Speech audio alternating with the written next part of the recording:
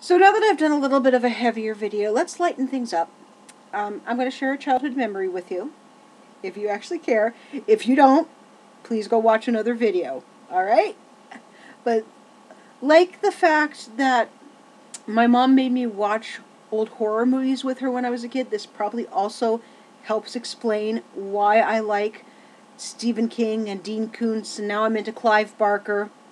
I should say early Stephen King, because I really haven't cared, with the exception of The Girl Who Loved Tom Gordon, I really haven't cared for his later works. But anyway, that's beside the point.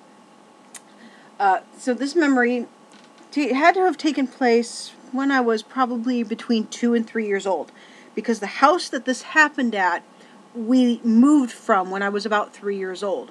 We moved from the east side of town to the west side of town at that time.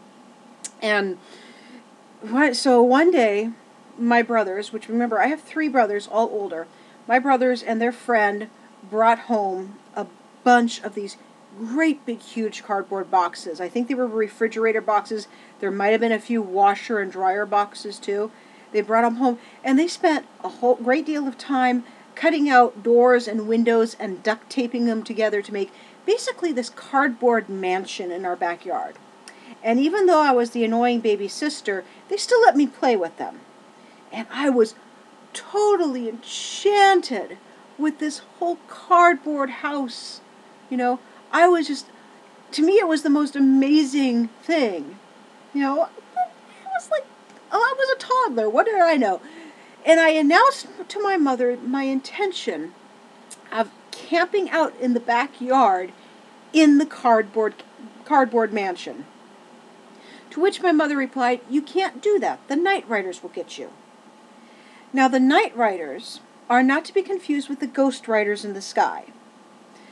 The ghost riders in the sky are cowboys who are herding Satan's herd of cattle across the sky.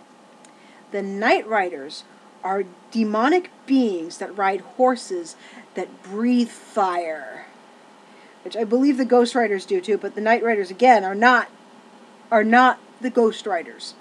And they kidnap children that camp out in their backyard and make them ride with them across the skies for eternity. Yes, that is the story my mother told me, and that she said that the night riders would get me.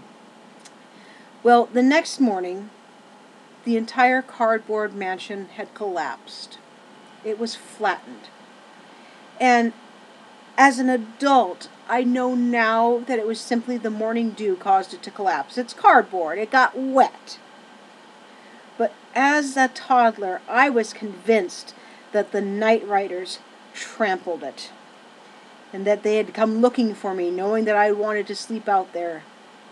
And I just narrowly avoided getting kidnapped by demons on horseback and made to ride the night eternally with them.